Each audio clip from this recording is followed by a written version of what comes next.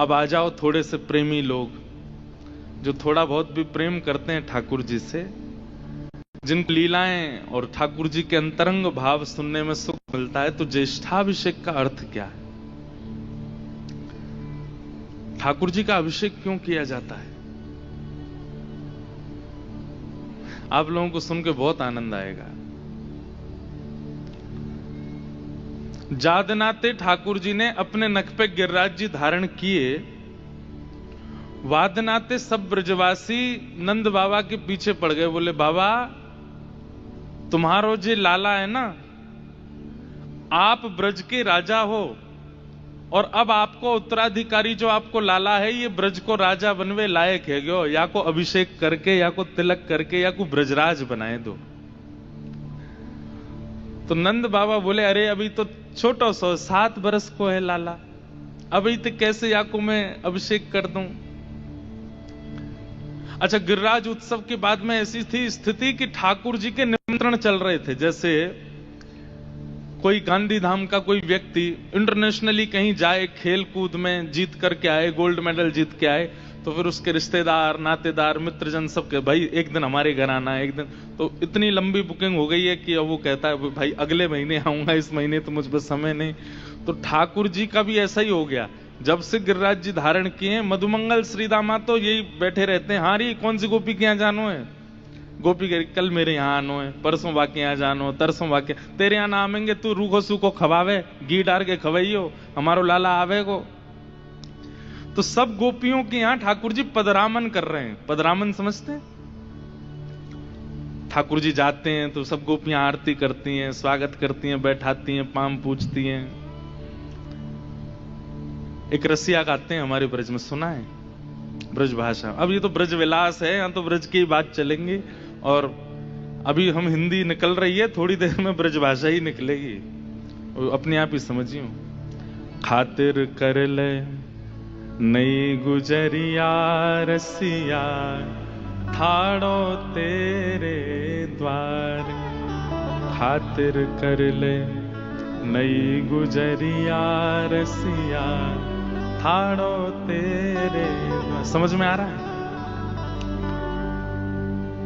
सब सखा जा रहे हैं और जाकर के गोपियों के द्वार पे कह रहे हैं अरे सखी तेरे द्वार पर रसिया ठाड़ो है, या कि खातिर कर ले। खातिर मतलब या कि पूछ कर ले, या को स्वागत कर ले, या को सम्मान कर ले।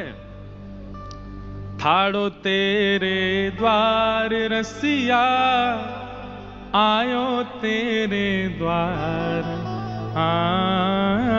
ठाड़ो तेरे द्वार रसिया, आयो तेरे द्वार। अरे खातिर कर ले नई गुजरिया गिरधर, आयो तेरे द्वार। खातिर कर ले रसिया, आयो तेरे द्वार। मानो जैसे ठाकुर जी हम श्रीदामा होंगे, हम मधुमंगल, जो भी समझ लो हमको, हम आप सबसे कह रहे हैं कि गिरधर लाल जी गांधीधाम आए, खातिर कर लो उनकी। खातिर कर ले नई गुजरिया रसिया, ठाड़ो तेरे द्वार। खातिर कर ले नई गुजरिया रसिया, ठाड़ो तेरे द्वार। तो ठाकुर जी पदरामन कर रहे हैं सब जगह, और ब्रजवासी सब जगह जा जा करके कह रहे हैं कि अरे गोपियों तुम्हारे द्वार पर साक्षात गिरधर आए, इनकी खातिर कर लो। और फिर क्या कहते हैं, कोई कई गोपी ऐसी नकचड़ी सी, व्यवस्था तो पूरी कर रखी है लेकिन द्वार पे आके कह रही हैं हम ना कर रहे, बताओ क्या करोगी। तो फिर सब ग्वाला कहते हैं ये रसिया तेरे नित नहीं आवे, ये रसिया तेरे नित नहीं आवे।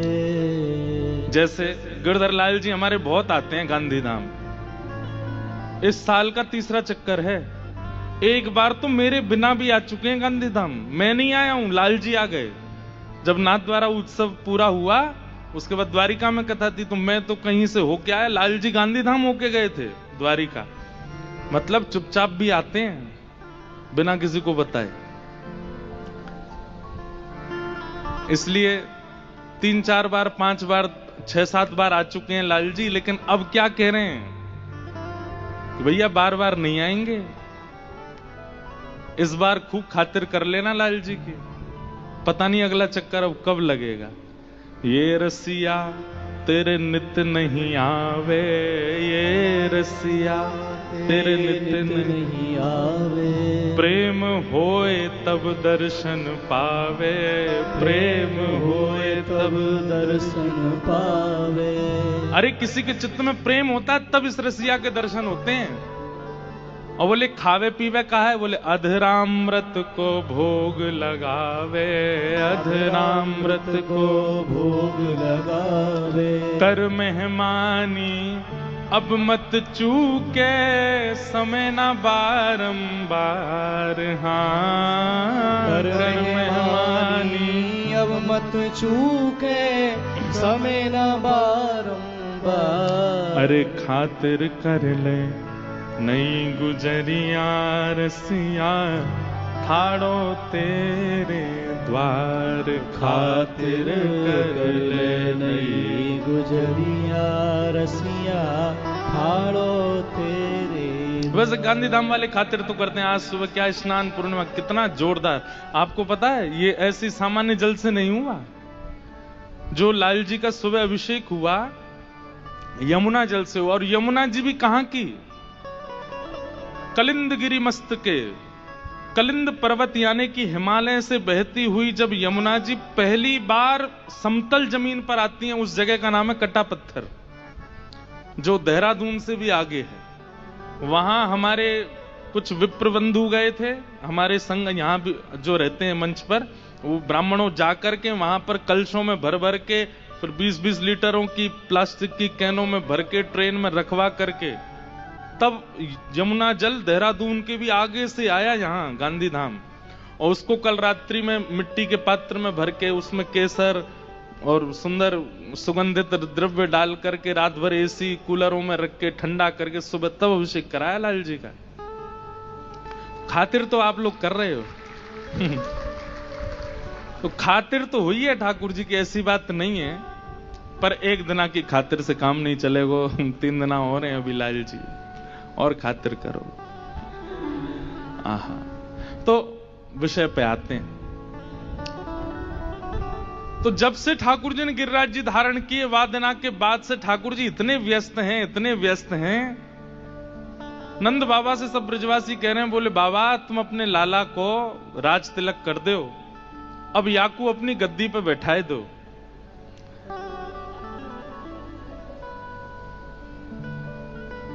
अपनी गद्दी पे बैठाए दो।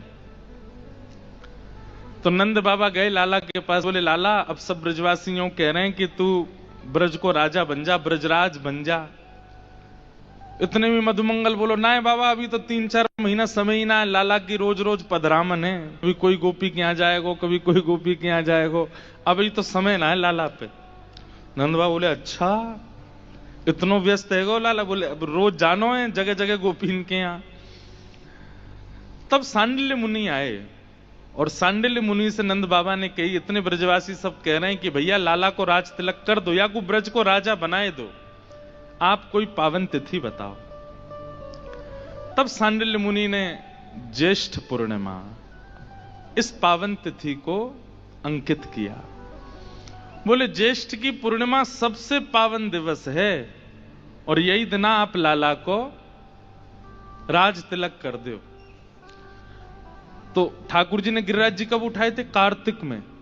तो कार्तिक के लगभग 3-4 महीना बीत जाने के बाद जब ज्येष्ठ आया तब ठाकुर जी का आज के दिन राज तिलक हुआ। इसलिए अभिषेक करने से पहले जो अर्चक होते हैं वो ठाकुर जी का तिलक करते हैं, अक्षत लगाते हैं और फिर उसके बाद में जैसे राज अभिषेक होता है ना, ऐसे यमुना जी के जल को सुगंधित करके एक एक ब्रजवासी आवे और आकर के लाला को अभिषेक कर रहे हो है। और उस भाव को हमारे ब्रज के साहित्यकारों ने पद के माध्यम से गाया है कि ठाकुर जी का आज राज तिलक हुआ है। अभी तो और सुनना, 2-3 भाव और हैं। अभी ये तो सामान्य से अब हम कुंज में आए, अब कुंज से निकुंज में जाएंगे, फिर निवृत्त निकुंज में जाएंगे। तो ये अभी समझते हैं ना। सामान्य मतलब सामान्य लोगों के लिए क्या समझाओगे कि अभिषेक क्यों हुआ? बोले इसलिए हुआ क्योंकि सारा ब्रह्मांड भगवान के चित्त में है। हमने ठाकुर जी को शीतल करके कहा कि हे नाथ, पूरे ब्रह्मांड को शीतल करो। अब जो कुंज के उपासक है उनके लिए कुंज में किस किस का प्रवेश है? नंद बाबा, यशोदा मैया, ब्रजवासी, ब्रज गोपियां, सबका प्रवेश है, वो कुंज है। लेकिन फिर जब निकुंज में जाओ, निकुंज में केवल गोपियां, ठाकुर जी, अष्ट सखा और अष्ट सखी। पर निवृत्त निकुंज में केवल प्रियालाल होते हैं, और वे जिसको चाहते हैं वो सखी उसमें आती है। तो ठाकुर जी की एक साथ लीलाएं चलती रहती हैं, कोई एक जगह लीला नहीं करते ठाकुर जी। कुंज निकुंज निवृत्त निकुंज सब जगह लीला करते हैं। इसलिए बहुत ध्यान पूर्वक सुनिएगा, ये रस की बात है। रसिक बिना को समझ सके ना, ये रसिकों के बिना समझ में नहीं आएगा। और ये सामान्य ज्ञान वैराग्य की चर्चा नहीं है जो आप यहां बैठ करके समझ पाओ। इसलिए बहुत ध्यान पूर्वक बड़े भाव से सुनिएगा, तभी समझ आएगा। तो निकुंज के भाव से ठाकुर जी का आज राज तिलक हुआ है, और उस राज तिलक में सब ब्रजवासी ठाकुर जी के लिए क्या कह रहे हैं?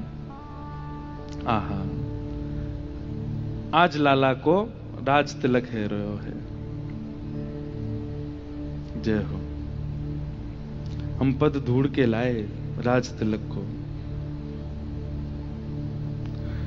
नंद को मन वांछित दिन आयो, नंद को मन वांछित दिन आयो। हर पिता के लिए सबसे अच्छा दिन कौन सा? पिता के लिए सबसे पहला दिन अच्छा होता है जिस दिन उसका पुत्र जन्म लेता है। लेकिन पुत्र के जन्म लेने वाले दिन से भी ज्यादा पिता उस दिन प्रसन्न होता है जिस दिन पुत्र किसी काबिल बन जाता है।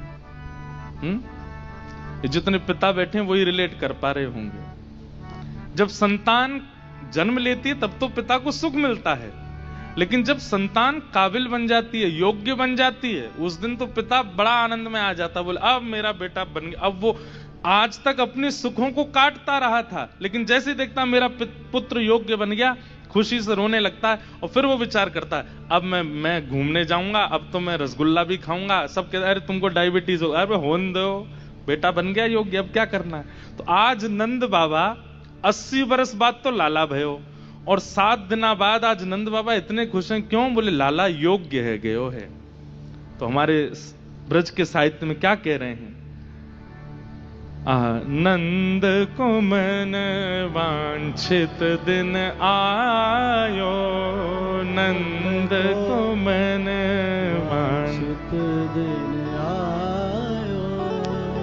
फूली फिरत यशोदा रोहिणी, फूली फिरत यशोदा रोहिणी। पुर आनंद न समायो, उर आनंद न समायो। आहा, यशोदा मैया आनंद में फूली घूम रहे।